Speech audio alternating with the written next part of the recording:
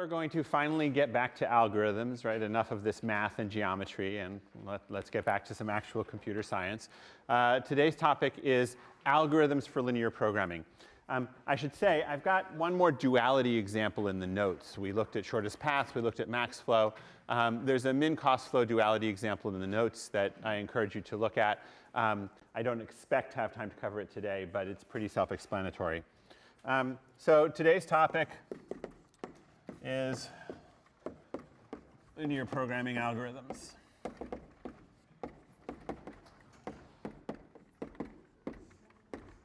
And I'm actually going to hopefully get through 3 of them in ever decreasing levels of detail.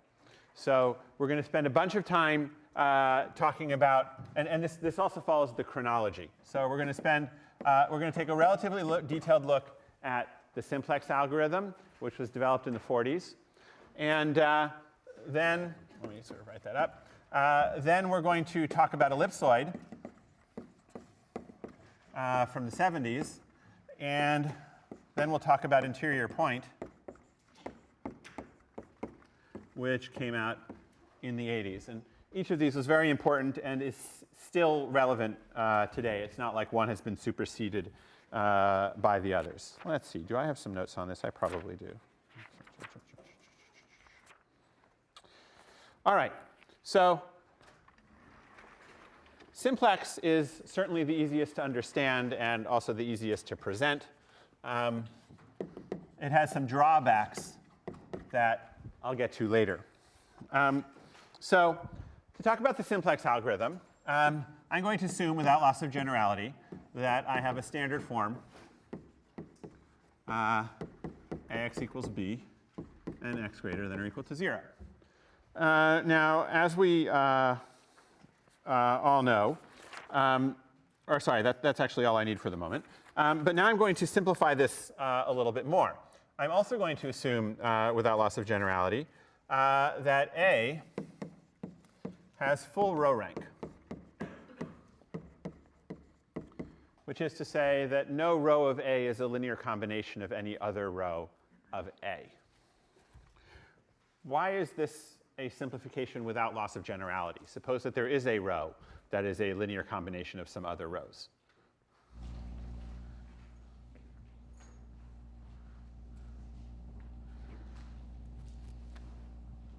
Right? Suppose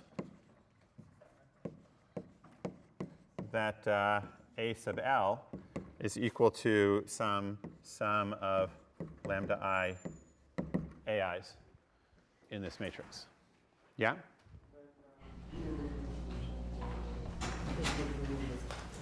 Good. So either there is no solution or you can remove the constraint. How do you decide which it is? Well, if we have any x that is feasible, right, that implies that AIX equals BI. But from here, that tells us that, that BL, which should be equal to ALX, is going to be equal to the sum of lambda I AIX, which is equal to the sum of lambda I BIs. So if this problem is solvable at all, it had better be the case that BL is the appropriate linear combination of ALs. And if it is, of BIs. If it is, then we don't need this extra constraint. It will be satisfied by any feasible solution. If it's not, then there are no feasible solutions. So either way, we can throw away this else constraint and be done. Okay. So now let's think about the shape of this matrix. We've used n for the number of variables, i.e. the dimension of the problem, and m for the number of constraints. So what does a basic feasible solution look like when we're in this form? Well, remember that a basic feasible solution is one with n tight constraints. We are already staring at m of the constraints that have to be tight, right? The m equality constraints all have to be tight. But the basic feasible solution is supposed to have n tight constraints. So what are the other constraints that are tight? The zeros. So n minus m of the 0 constraints have to be tight. So that's the shape of a basic feasible solution to this problem. Okay. We also need, right, because this is sort of a characteristic of the basic feasible solution, that these n constraints are linearly independent, right? They have to define a single point. So let's add that as another requirement on the basic feasible solution. Okay. So let's look at the matrix of these constraints. So up here, we've got M of the A matrix constraints. They're always tight. Down here, we have the identity matrix. This is not the matrix we write for the LP, but just to understand the structure of this basis, right? So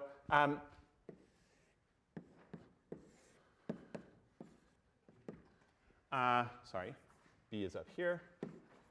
And down here, we have a greater than or equal to 0. But now let's think about this basic feasible solution. What we said is that from this identity matrix, there have to be n minus m constraints that are also tight, right? And then there remain down here additional constraints that can be loose or can be tight. We don't really know which. But in the basic feasible solution, we have these n-tight constraints up at the top. Yes? Now, in order for these to be linearly independent,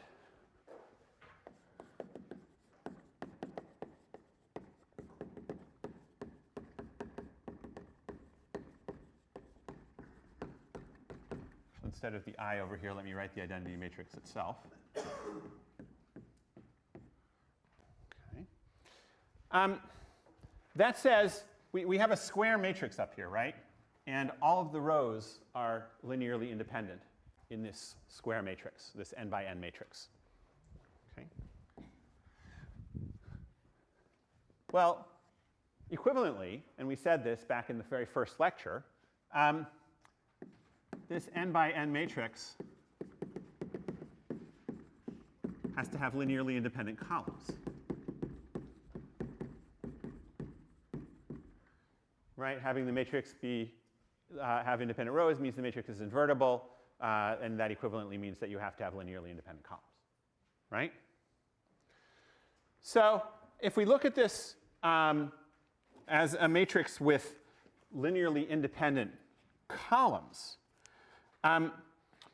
what does that tell us about the columns? So we've got up here these non-zero, these constraints that certain xi's are tight at 0, right? Down here, we have some xi's that may be greater than 0. Yes? Those are the constraints that are not tight. But I claim that if we are asking about how we end up with this n by n matrix having n linearly independent columns, remember there's a big 0 space over here in the identity matrix, right? So we're sort of demanding that that the columns of A cannot be linearly combined to produce 0 overall. Now, over here where we have these, sorry, hang on a second.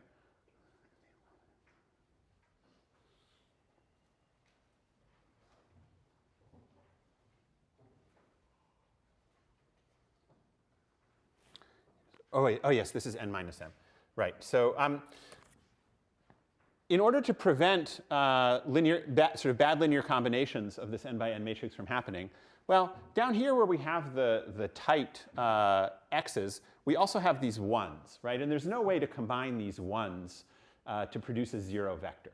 So there's no chance that the columns that have these tight ones in them can possibly be involved in a linear dependence. So the thing that really determines whether the columns of A are linearly independent is whether these columns of A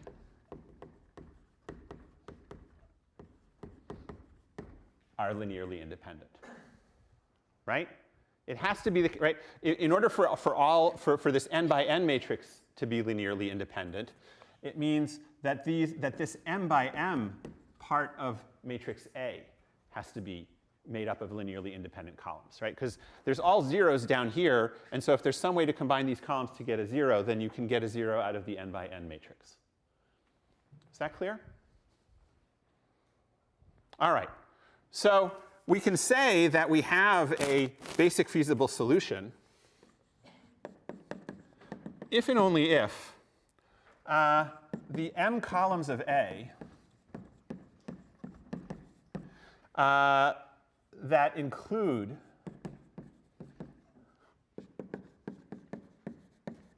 all of the non-zero x variables, xi's, are linearly independent.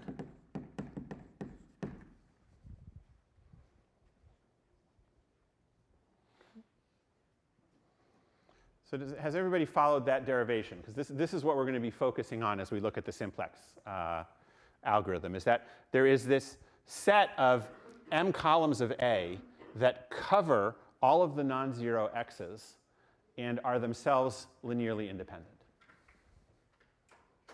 Okay. So this gives another way to define a basic feasible solution.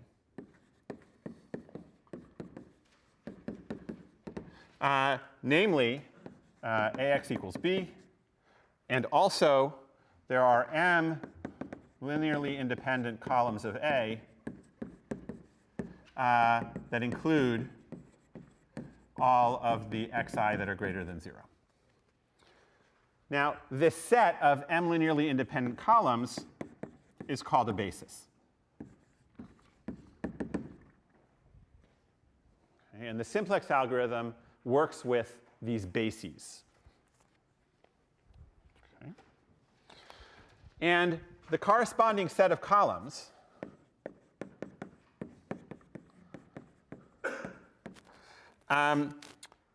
is called is the basic set.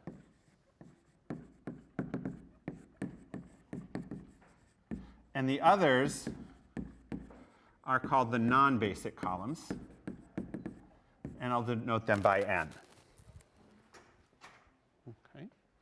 Now, once I've pulled out this set of basic columns, okay, I can also pull out the corresponding matrix. Right? So AB is the basic columns of A. And so it is an m by m matrix. Right? And it is full rank. That's the requirement of a basis. Okay. Now, I claim that actually this basis, just the specification of which are the interesting columns, actually tells me the whole basic feasible solution. It lets me extract the point x that I'm thinking about. Okay. How can I do that? Well, to find the corresponding x, first I'm going to solve the matrix equation AB times XB is equal to B.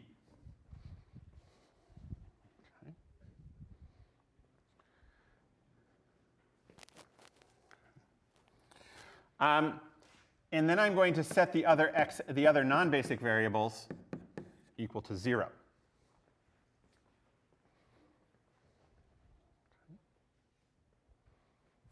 Now let's do a sanity check. Does this have the right dimensions? When I say AB XB equals B, what are the dimensions of the matrices and vectors that I'm working with? So that's the question. Right? Why didn't I write BB? besides the fact that it would look silly. Yeah? Because B only has M. Because B has M constraints, right? That's where the M came from. It's the dimensionality of B. It's the number of rows in the A matrix. I've changed A to be square. I've changed the number of columns in the A matrix. And so I've looked at a subset of the variables corresponding to the number of columns. But I still have the same number of rows as I started with. Okay. So if I solve ABXB equals B and then set the xn's to equal to 0, I have constructed the x that belongs, right? Because the definition of n, right? All of the x's in the non-basic set are supposed to be 0. Right? Now, why can I always solve ABXB equals B? Why is there always a solution? Yeah? Because the way I've chosen AB is to require it to have full rank. Okay, so the point here is that with basic columns, you've got a one-to-one correspondent, or it's not a one-to-one, but you can immediately construct an x that goes with the particular basic set that you've chosen. So when I'm talking about a basic set of columns, I'm equivalently talking about the x that you get when you use that basic set of columns. Okay. There might be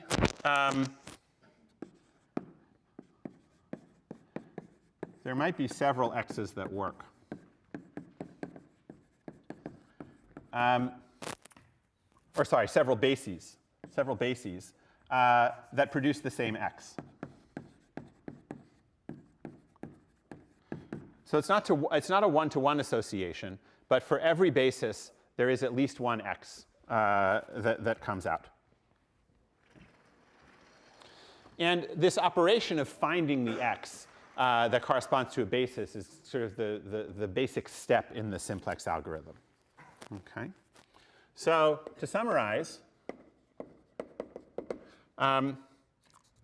x is a basic feasible solution of my LP if for some b, the non-basic variables are 0, the b portion of A is non-singular, and AB inverse, sorry, let me write that again, A sub B inverse times B is greater than or equal to 0.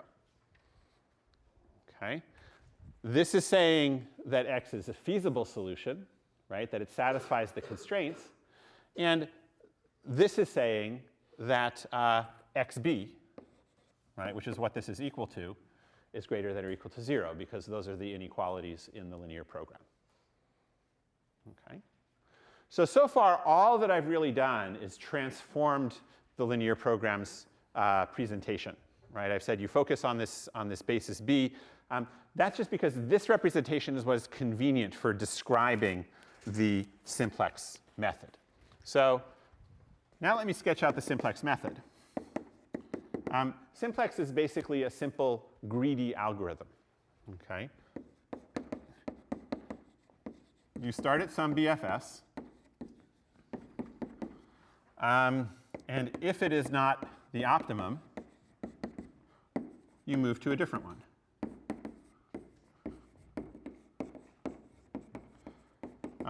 Hopefully a better one.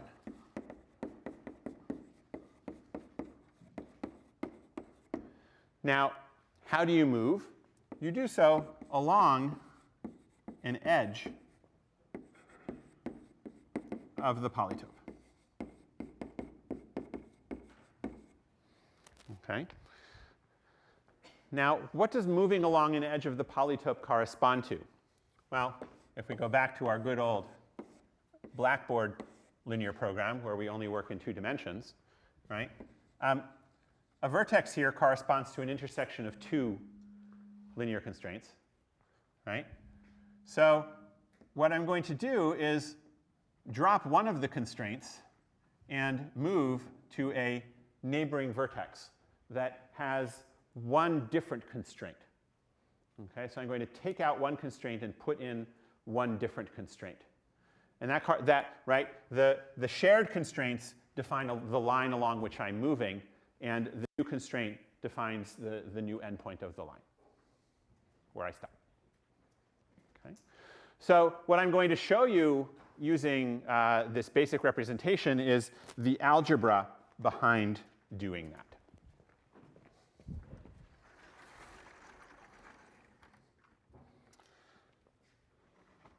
So to improve my current basic feasible solution, I am going to rewrite the LP in terms of the basis.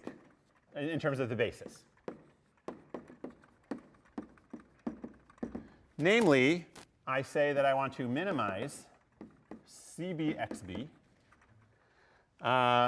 plus CNXN. So I'm just separating out the vector into its basic and non-basic parts. And I have this requirement that ABXB plus ANXN, again separating out the parts, should be equal to B, and x should be greater than or equal to 0. Right?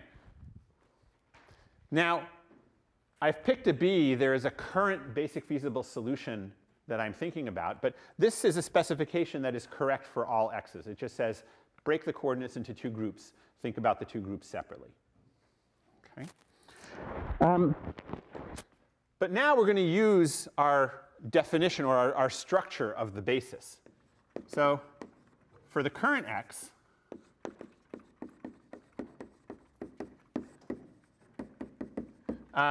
we have that, or sorry, for any vertex, sorry, not for current. For any x, we can write that AB times XB is equal to B minus ANXN. That's just a transformation of this restriction. But that implies that XB, and again, remember this is for any x, can be written as AB inverse times B minus ANXN. This is not only true of the current point, but it's just a reparametrization of the linear program. Okay. But that tells us that Cx, the objective function, which is equal to CBXB plus CNXN,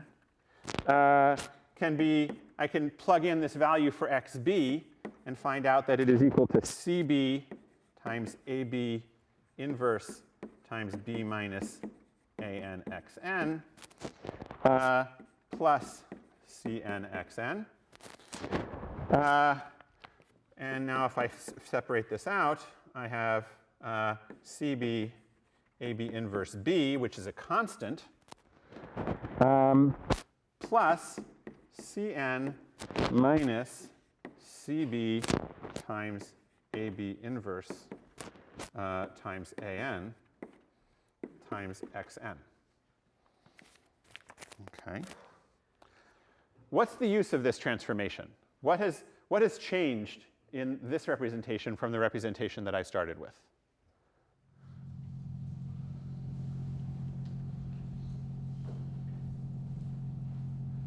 Yeah? There's no xb. I have managed to describe the cost function purely in terms of the non-basic variables. Okay. So I'm going to call this Cn tilde times Xn for reduced costs, reduced C's. Cn tilde equals Cn minus Cb AB inverse An. Okay, so I've sort of revised my linear program to think entirely about the non-basic variables. And I can now talk for a given feasible solution with a certain set of, with certain values for the non-basic variables. I can identify the cost, the value of the objective function just in terms of these reduced costs on the non-basic variables. Yes?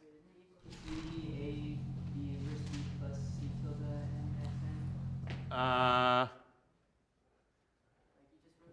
constant term on the left. Yeah, the constant term is still there, right? Oh, yes, thank you. there's a constant, right? But I know what that constant is. So the point is that I can study changes in the objective function just by looking at the effect of the non-basic variables. Okay. So let's think about our current point. We want to decide if our current point is optimum or if there is a way for us to improve. And let's think about that just in terms of the non-basic variables at our current point. Okay. So in particular, suppose that I tell you that no Cj tilde is less than 0. Okay. What does that tell me?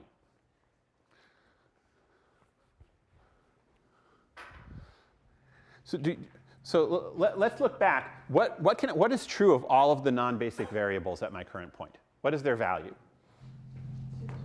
They're 0, right? Only the basic variables are allowed to be non-zero. So all the non-basic variables at my current point are 0. Now suppose that I tell you that every reduced cost, that no reduced cost is negative. Okay. Now consider any other point, any other feasible point different from the one that I'm at now. What can I say about the cost of that feasible point compared to my current one? Oh. It's more. At least it's no less. Exactly. So if no reduced cost is less than 0, right, the current solution has all the xn's equal to 0. So another solution, right, is the same or has positive xn's. Right? You can't have negative xn's in the feasible space, right? And so that implies that it has no better optimum.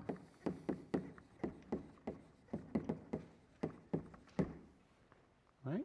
So some shades of minimum cost flow here. If all of these reduced costs are non-negative, then that gives me a verification that my current solution is optimal. People buy that? OK. Suppose that some Cj, some reduced cost, is less than 0. This gives me a hint that I'm not optimal, right? What might I want to do in order to move to a better point? Yes?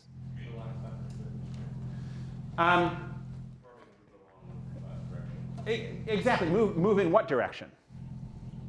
Make what change? What change in the solution seems likely to make it have a better value? Making that xj bigger, right? So increasing xj may reduce the objective function, right? So that's great. We can just go right in and start making xn bigger, or sorry, making xj bigger. Okay. How long can we do that? What's going to get in our way of just making xj arbitrarily bigger and getting an arbitrarily better objective function?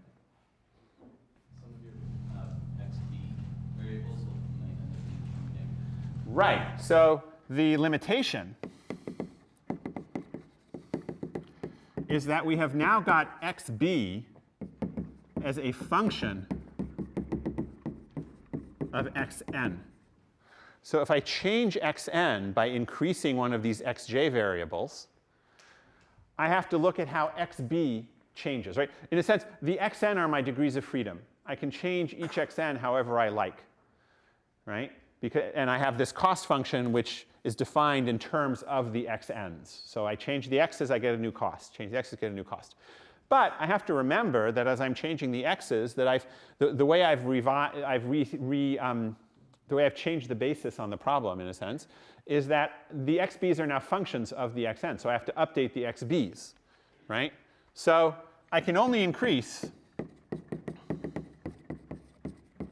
xn until xb falls out of feasibility.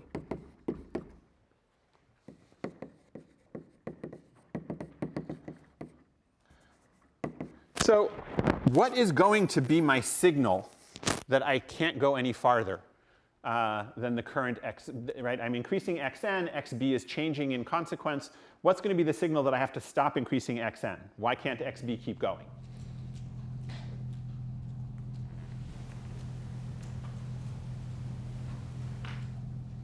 Yeah? One of the terms of xb will go to 0. Exactly. So in other words, some xj in the basis becomes 0. Right? So we've now made a change, right? We've increased xn, right? It started out at 0, we made it big, right? And we kept increasing it until one of the x's in B became 0. Okay. Well, in that case, we're no longer fulfilling the requirements of our basis definition, right? The basis said that all the non-zero variables have to be in the basis. But we've just turned we've just turned xn into a non-zero variable. So what should we do?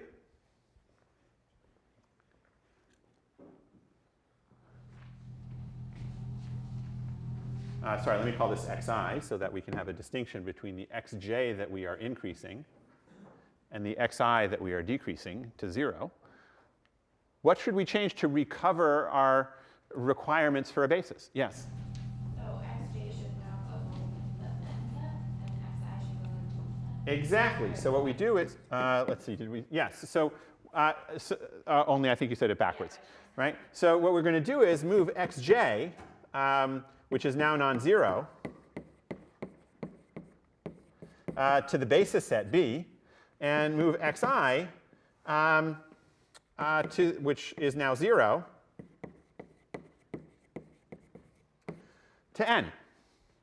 And we now have, again, a valid basis. And this is called a pivot.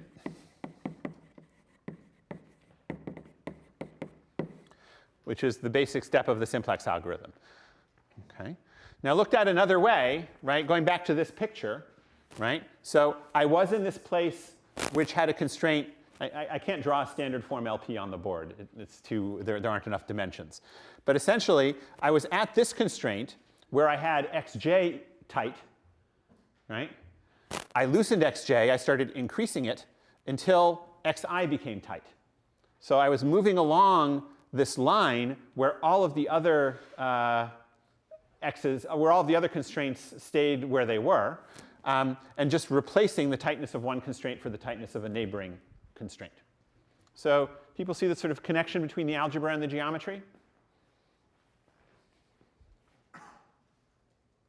Question? Yeah, why is it clear that when you change your basis now that your AB is still? Fair question. So the worry here, and I will recognize the worry without spending a lot of time addressing it, is that we have to know that the new variable that we brought in, the column, right? We're swapping one column for another. We have to make sure that the new matrix is invertible, right? The basic reason it will be is because of this functional dependence between the variables, right? The variable that we get stopped at is changing because of the change in x, right? The xi that stops us, right? It stops us because it's changing as a function of xj, which means that it shares some of the dimensionality, some of the direction of xj. Otherwise, it wouldn't be changing. Okay, and so I'll leave that sort of separate. I'll leave that out for you to work out the details. With the geometry picture, we don't have to worry about that, right? We can see, we take away one constraint, we slide along a line, we get another constraint. But you can't implement geometry. We don't have geometrical computers. So this is the corresponding algebra. Okay.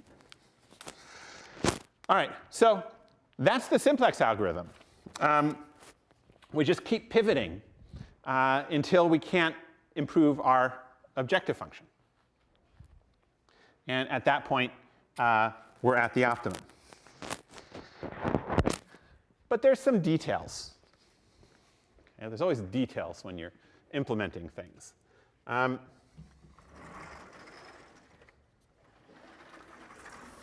So can anybody highlight some of the details? Some of the things that I should have worried about and didn't? Yes? Algorithms and guaranteed terminate. OK, so termination. Why isn't it guaranteed to terminate? I mean, I said at each step you're going to improve the objective function, so Not improved, it's not like. very good. So problem number 1.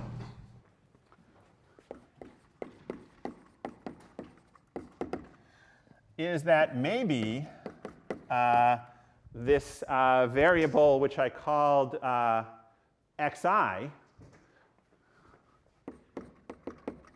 was already 0. When I start doing the, right? So I set out to increase xj. This demands a decrease in xi, but xi is already 0. So I can't do any increase in xj at all. xj has to stay 0. Xi is already 0. Okay. So I can still do the pivot, right? Because xi is already 0.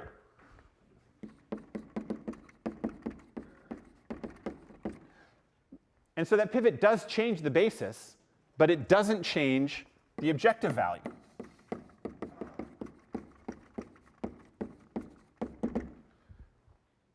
Okay. And if I have no improvement in the objective value, I don't have an obvious way to say that I'm going to finish. Right? It seems like I could stay just pivoting around and around on the same objective value forever. So in order to address this, right, so the fear is that I may cycle forever through the same value. Well, in order to address that fear, what do I need? I need a non-cycling pivot rule.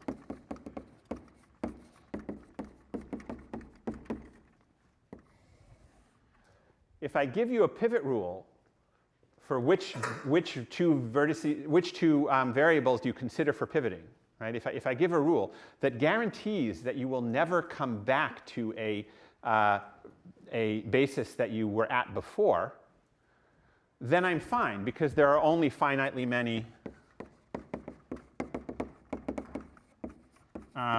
bases. So if I guarantee that you don't ever hit the same basis twice, then I know that I will eventually finish, for some notion of eventually. Right? And actually, a lot of courses on linear programming start here. Okay? They start by teaching simplex and proving that there is a non-pivoting simplex, a non-cycling pivot rule. Okay? So one of the standard examples is to go to the lexicographically smallest okay,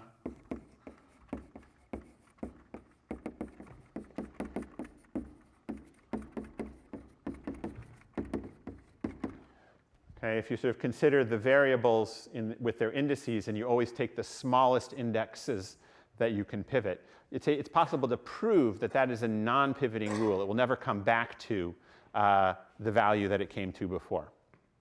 Okay? But another way to look at this is to ask, what is going on when you have a cycling pivot? The basic feasible solution corresponds to an intersection of several constraints. A cycling pivot can happen when you have a lot of constraints that all intersect at the same place. And you're just sort of swapping constraints, but not changing which vertex it corresponds to. Right? So another way to address that is to introduce small random perturbations.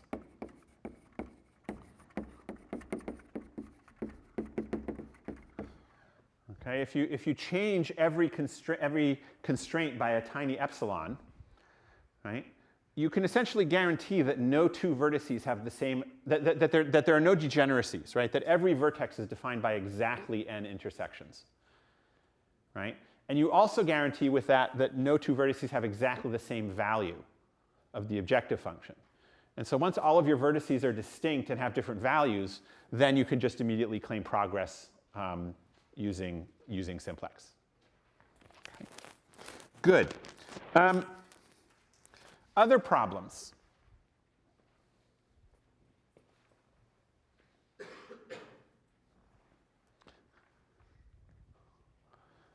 I made a kind of powerful assumption at the beginning of this presentation of the simplex algorithm.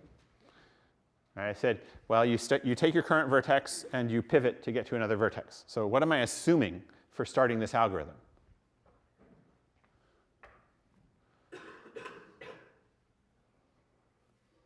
Yeah. I need a starting vertex.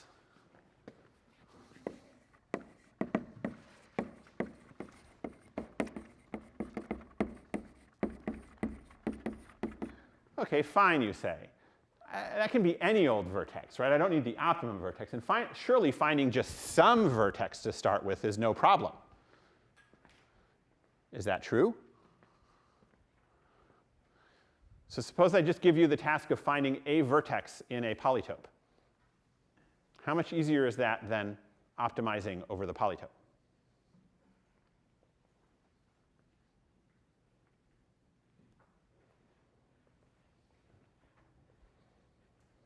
This is a trick question. Yeah? Why can't you just go in a random direction so you could like? OK, that's plausible. So I'll start somewhere in the polytope, and then I'll head in a random direction until I hit a point. OK? That point might not be a vertex. Maybe it'll be a face. But then I can recurse to kind of work the way down. So now all I need to do is find a point in the polytope to start with. Right? How hard is that? OK, obviously people know the answer if they think that's funny. But what's the answer? How hard is it to find a point in the polytope?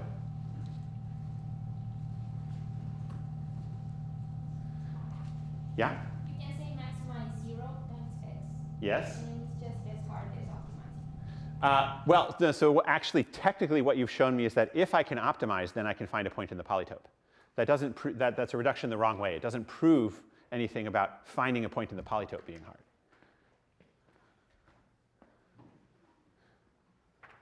Yes? We had that thing last time that if you take like a dual, and if you take like the final dual and you set them equal, then feasibility is equivalent to checking. Exactly. So this is feasibility of an LP, right? Finding any point in the polytope. And we saw last time that this is equivalent to optimizing an LP. Finding a feasible point is just as hard as finding the optimum. Okay? So this doesn't seem very good, right? That our starting problem is just as hard as our finishing problem. Okay? But it's not that bad. Because here we're talking about a specific polytope. Right?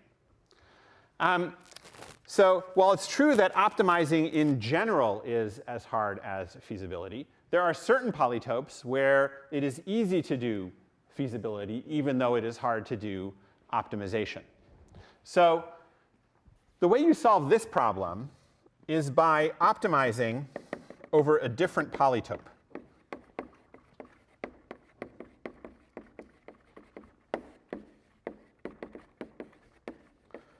So you transform the problem of finding a feasible point in your polytope to finding an optimal point in a different polytope where it's easy to start with a feasible point. So you break your LP into two steps. One implementation of Simplex finds you a feasible point, and it has an easy starting place. The second Simplex stage works with the feasible point that you found and turns it into an optimal point. And you will work out the details of that in this week's problem set. Okay. What's the third problem with Simplex? Yes? Could take a really long time. How long?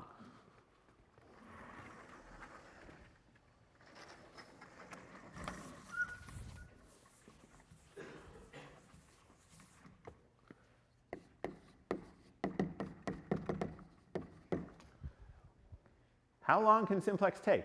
Well, for starters, do I know that it will finish in finite time? Yes?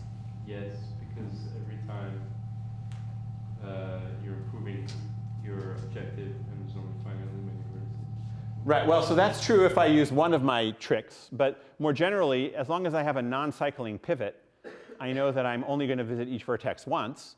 So as long as there's finitely many vertices, we're fine.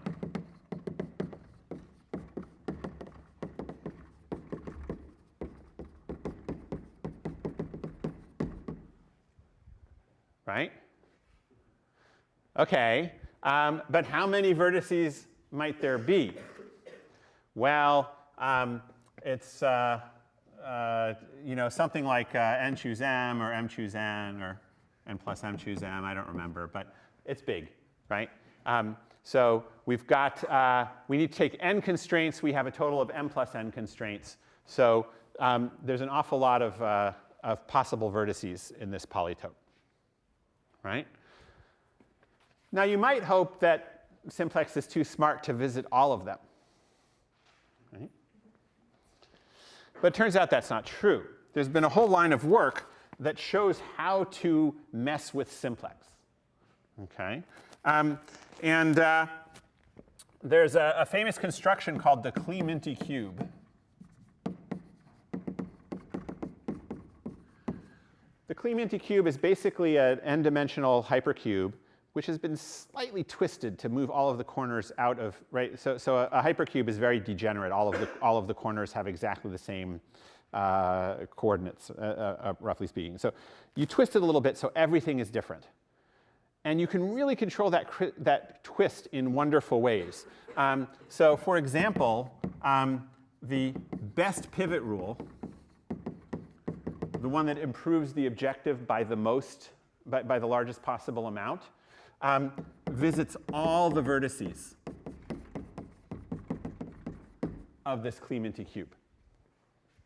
Okay? And this is true of most of the natural heuristics for Simplex, is that you can build specific polytopes that make them do extremely badly. Yes? So you can build these, but is this at all reasonable? So what you're asking about is what about in practice, right? So in practice, right, Simplex won World War II, right? All that logistics and railroads and so on and so forth. So I mean, it's great in practice. It solves huge problems really, really fast, okay? Except when it doesn't. You never know. And there are problems that arise in practice where Simplex gets really stuck. Okay? And so this lack of a polynomial time guarantee is a problem. Now, we have a lack, we haven't been able to prove a polynomial time Simplex algorithm, but we also haven't been able to prove that there isn't one. Yeah? Can you identify in advance when Simplex is going to take forever? I don't think so. I mean, there may be special cases, but take an LP and ask how long Simplex is going to take. I mean, the problem is that practical applications of Simplex, implementations, have added all sorts of clever heuristics. So it's completely unpredictable what they're going to do. Okay? But it's still open. Right? Is there a polynomial time Simplex?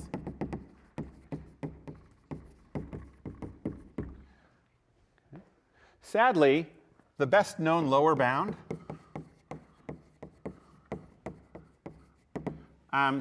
is, well, for a very long time, it was m plus n. Okay. And that was actually based on a sort of relaxation of the notion of Simplex, because what this is really asking about, suppose that you had an oracular Simplex that always went in the right direction to get to the optimum quickly. Then what matters to that oracular Simplex is the shortest path of pivots between its starting point and the optimum. Okay? So that makes you naturally ask the question, what is the maximum diameter of a polytope.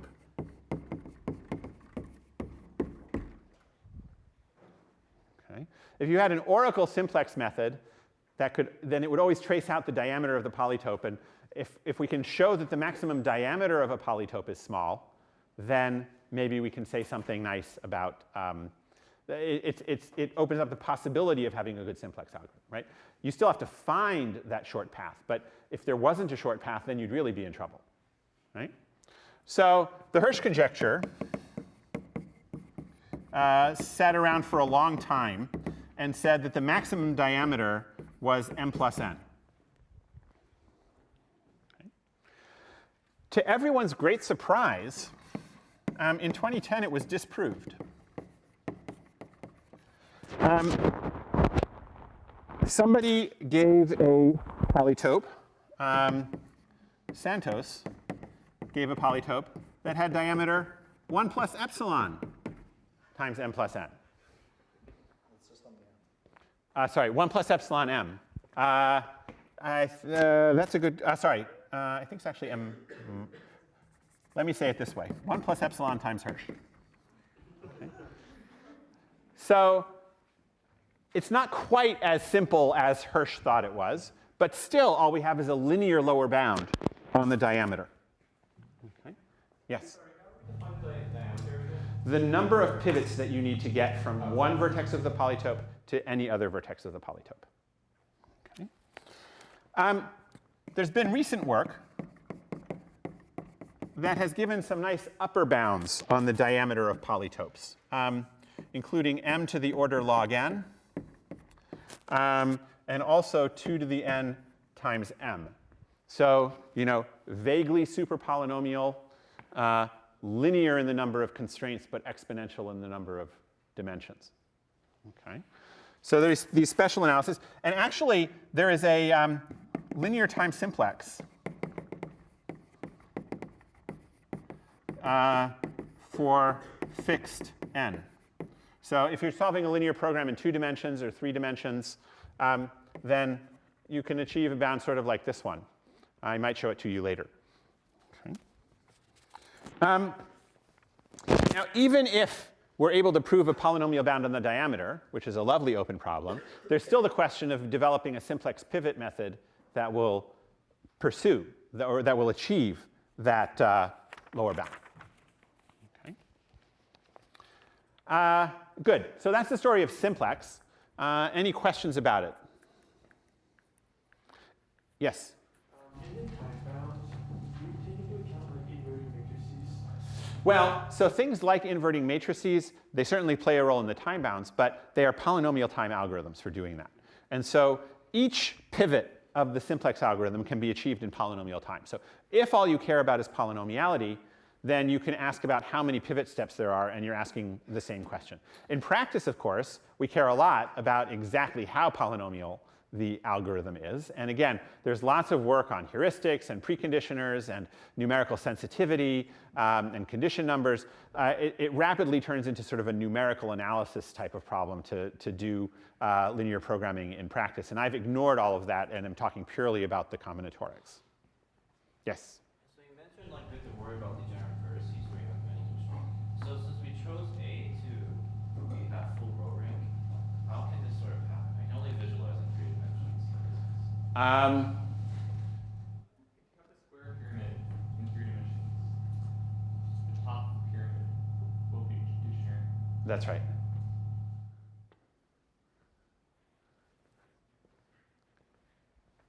Other questions? Yeah? Well, I guess also related to the You don't only have to worry about degenerative vertices. You might also have a line whose 2 sides are both have the same objective value. And if you're not smart, you could keep moving back and forth on the line without going anywhere. no, but you're making C sub j tilde strictly less than 0, so that would.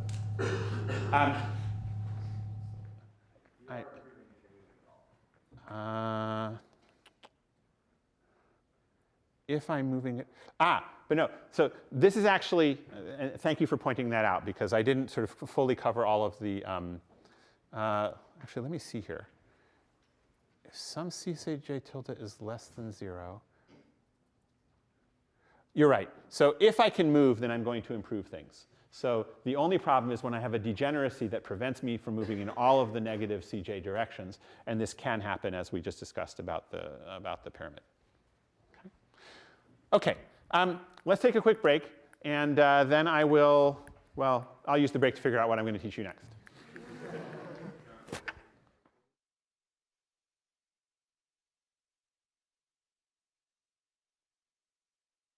So I'm recognizing that I may need to, I'd hope to get through 3 linear programming algorithms today, but I may have to save one of them for Friday. There's one other thing, one other interesting thing I wanted to show you about Simplex. Remember that we had these reduced costs, Cn tilde, which were equal to Cn minus Cb AB inverse B. Okay? And we said that when all of the Cn's were positive, that implied that we were at an optimum. Okay? I'm going to do the following for no apparent reason for the moment. I'm going to define y to be equal to Cb times AB inverse. Okay? And notice that this means that y is an m vector, right?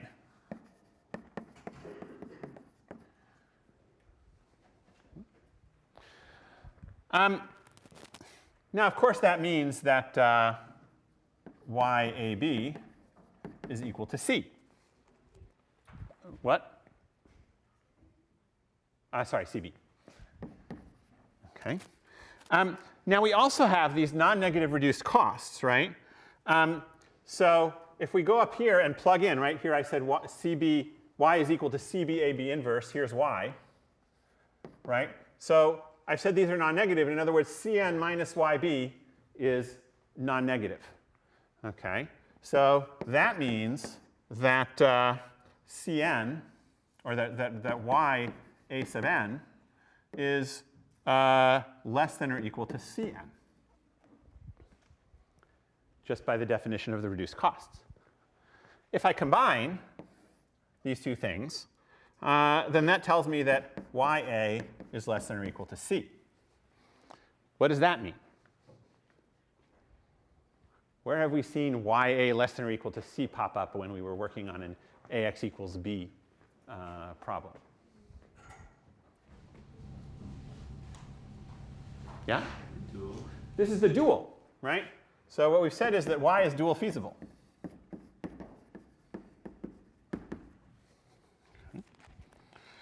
But now, let's look at yb. How do we compute the value of yb?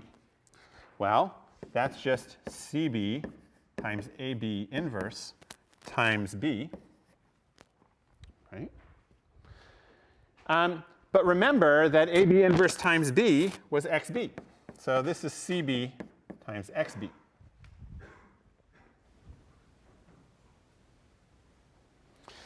But remember also that xn was equal to 0, so this is just cb xb plus cn xn, which of course is just cx. So what does that tell me?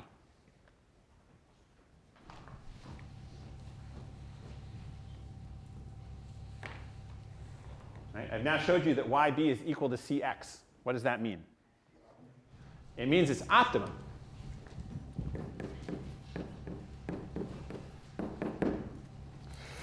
So that's pretty cool, right?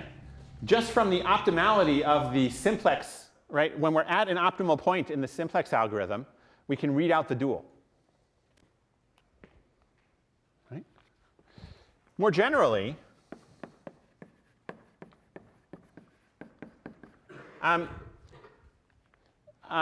this quantity yb minus cx measures the duality gap. It tells me how far away I am from the optimum solution. Okay. So what this shows is that when the simplex algorithm terminates, we get a dual solution that is feasible and whose value is the same as the dual optimum. And so, again, another way of teaching linear programming is to start by proving that there is a non-cycling pivot rule. That proves that the simplex algorithm terminates. The only way the simplex algorithm can terminate is if strong duality holds. Right? So it provides an alternative avenue for proving strong duality. So instead of doing physics proof, you have an algorithmic proof of strong duality by giving a non-cycling pivot rule. So that's pretty cool. So duals pop out in interesting places where they're not expected. So now I want to talk about the perhaps biggest problem with simplex was that it wasn't a polynomial time algorithm. Right? So let's talk about polynomial time algorithms for LP.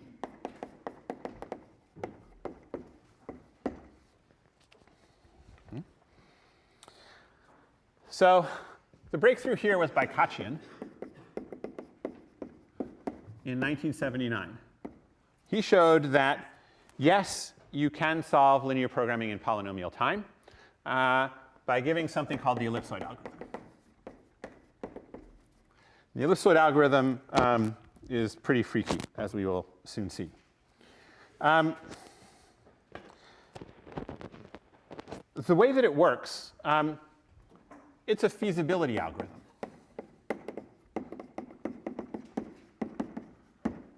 So with the ellipsoid algorithm, you give it a polytope, and you tell it to find you a point in the polytope. But as we have just argued, you can use this in order to optimize linear programs. Right? You make a polytope out of the primal and dual together. You find a feasible point in that. You've just optimized your LP. So feasibility, same as optimality. Ellipsoid is described in terms of feasibility. And the method, so I don't know, some of you may have found there's this cute thing online which describes different mathematicians' ways of hunting lions in the desert. Okay? And one of them that struck my eye because of its relevance to the ellipsoid method to the algorithm was called the Bolzano-Weierstrass method of hunting lions in the desert. Okay? The idea is you go to the desert and you build a fence all the way across the desert. Okay? And you know that the lion's on one side or the other of the fence. So then you just go to the side that has the lion and you build a fence all the way across, halfway through that side of the desert. And now again, you know that the lion is on one or the other side of the fences, and so you go to that side and you build another fence. And eventually, you will have a fence that just runs all the way around the lion, and at that point, you've caught your lion. Okay? What's that? Jezebel. You'll have to explain that to me after class. So the ellipsoid algorithm is doing the same thing. So the idea behind the ellipsoid algorithm is you create an ellipsoid containing this hypothetically non-empty polytope.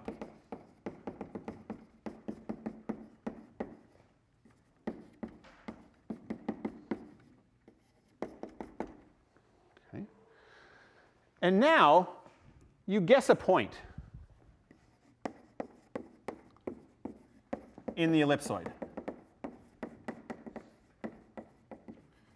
And if it's in the polytope, you're done.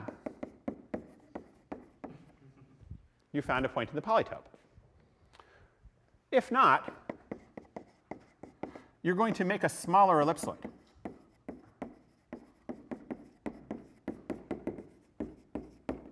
Containing the polytope. And by containing, I mean all of the polytope. So it's really a lot like 20 questions, right? Or binary search, just grown up. You have this ellipsoid wherein the answer must be. You ask about somewhere in the ellipsoid. If the answer is no, you make a smaller ellipsoid. The ellipsoid keeps on shrinking and shrinking and shrinking. At a certain point, it's too small to hold the polytope.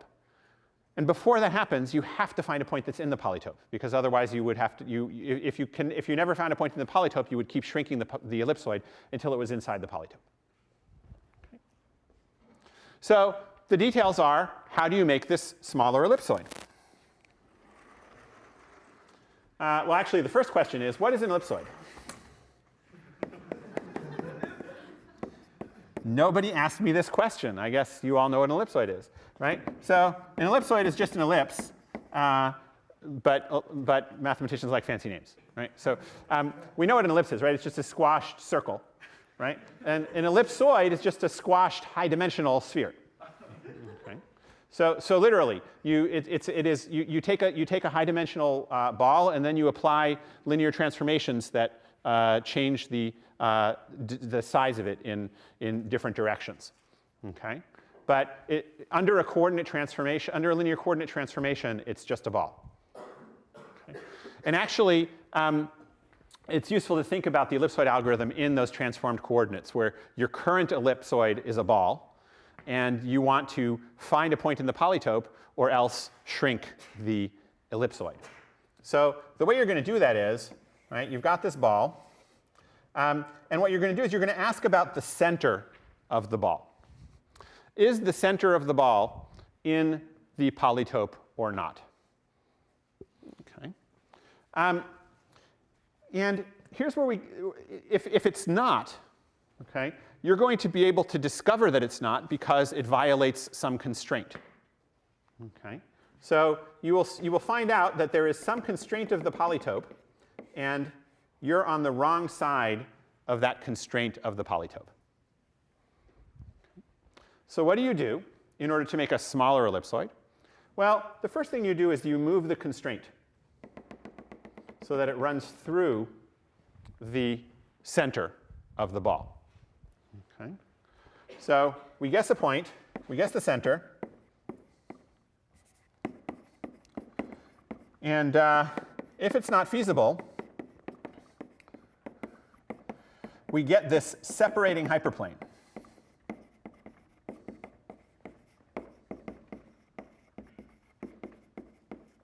That cuts us off from the polytope. We translate it to a separating hyperplane through the center. Okay. That only hurts us. Okay. It makes more ambiguity about where the polytope is.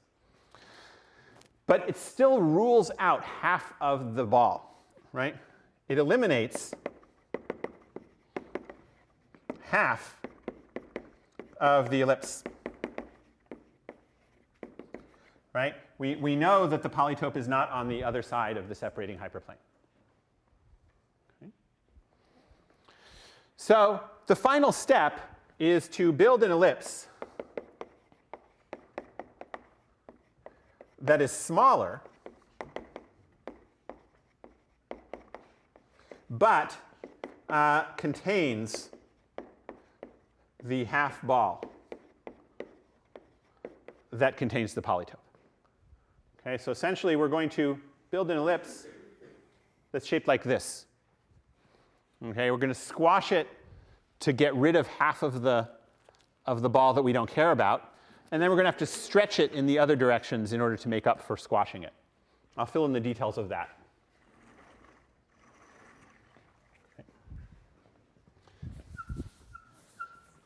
But the critical fact is going to be that this new ellipsoid that we draw is smaller. And how do we measure size of these ellipsoids? Well, we just use the volume of the ellipsoid. Okay, so we're going to show that there is a substantial decrease in the volume of the ellipsoid as we do this shrinking, and therefore we make progress, and eventually we'll have an ellipsoid whose volume is smaller than the polytope, and at that point we must be done. We have found a feasible point. Okay. So let's do the math for that. And in order to make that math easy, I'm going to assume that I start with the unit ball. That's the unit ball. Okay. And so my query point was here at the center. Okay. And this is my separating hyperplane. Okay. Actually, let me move it down because I'm going to need to squash upwards a little bit.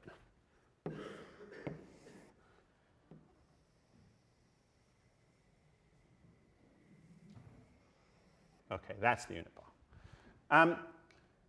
How am I going to do the squashing?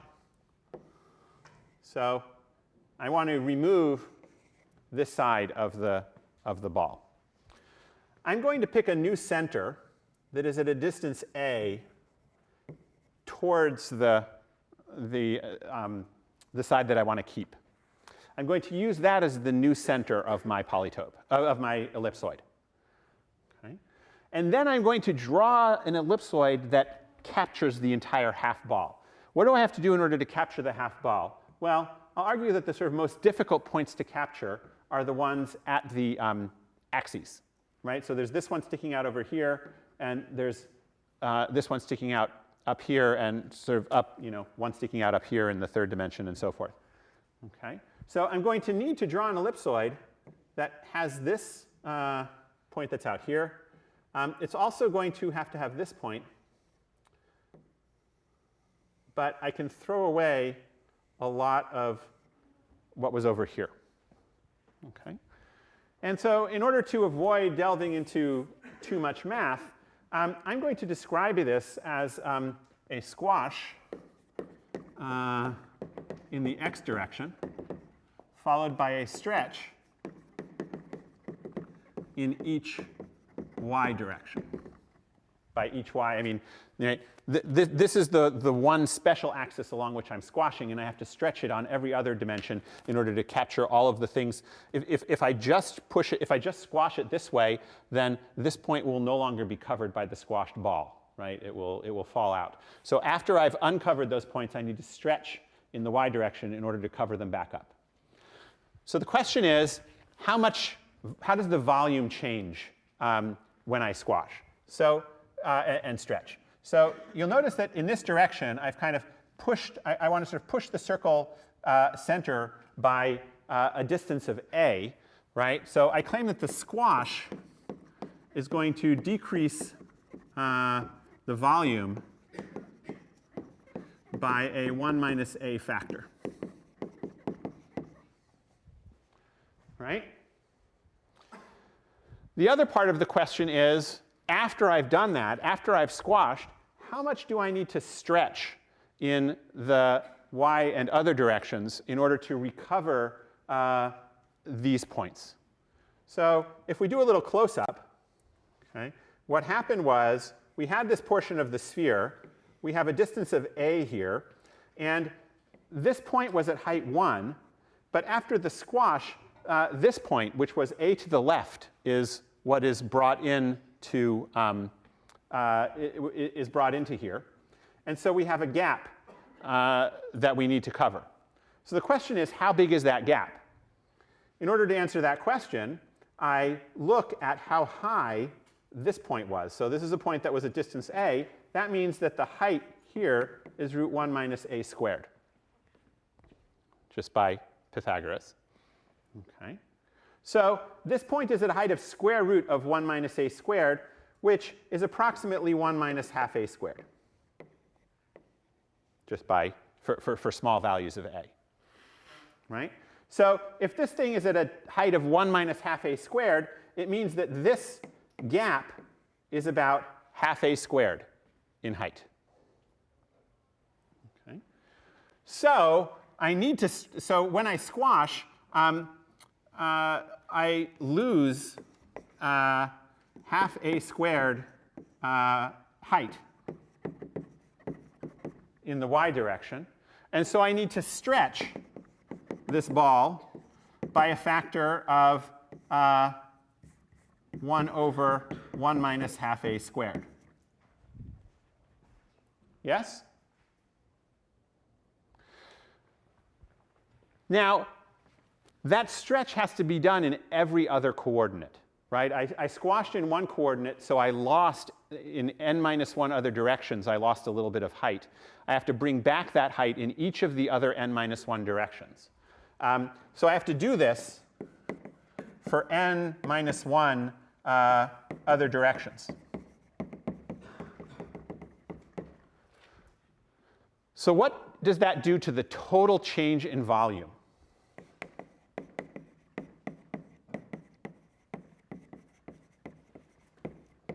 Well, I shrink by 1 minus a volume in one direction. I increase by this quantity in n minus 1 directions. So the total volume change is 1 minus a times 1 over 1 minus half a squared, all raised to the n minus 1 power.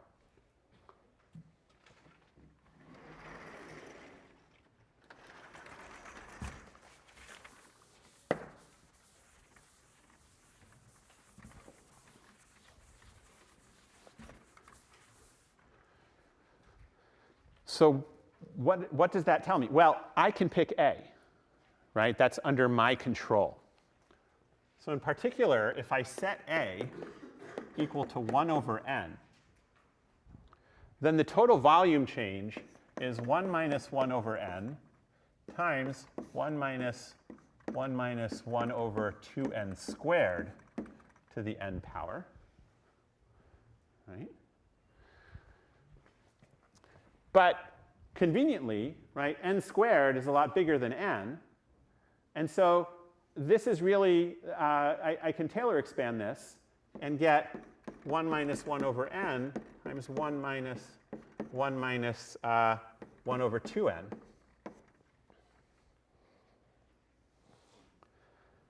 Which gives me a 1 minus omega of n shrinkage.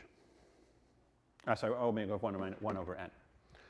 So by one of these squash and stretch steps, I can reduce the volume of the ellipsoid by a factor of 1 over n. Okay. And so just to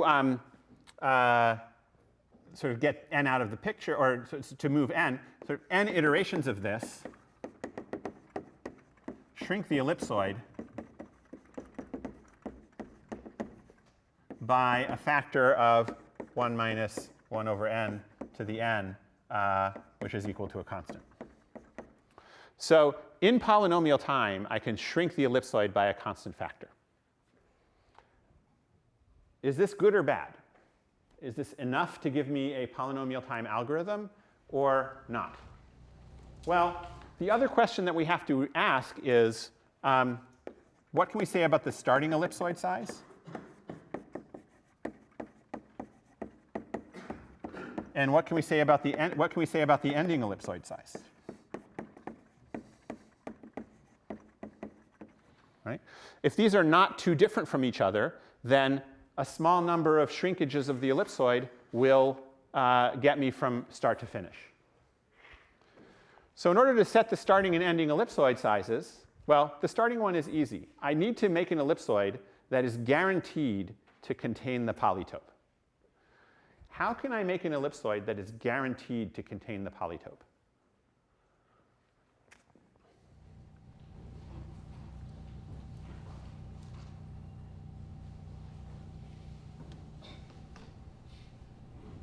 Yes?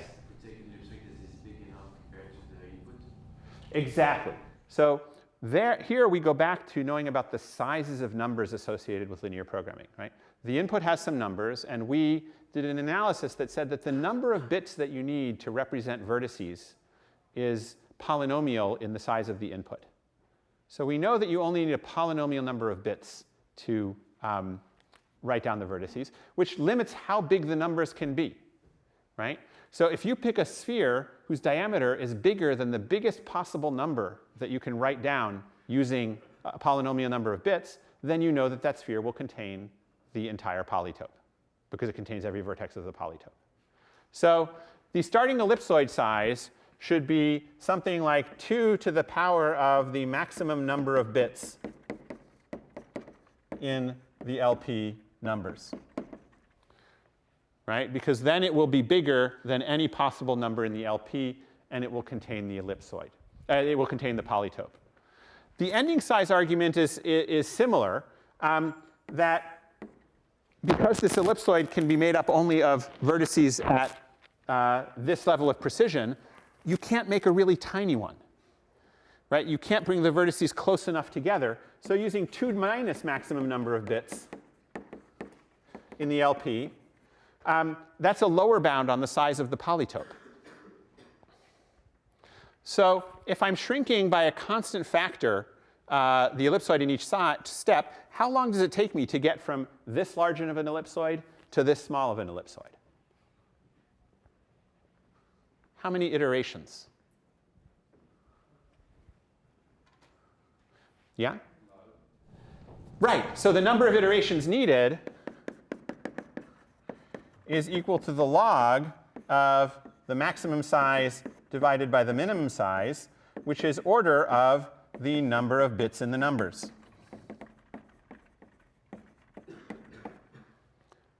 Which is polynomial, right? It's what we proved about linear programs is that they have polynomial number of bits in the numbers.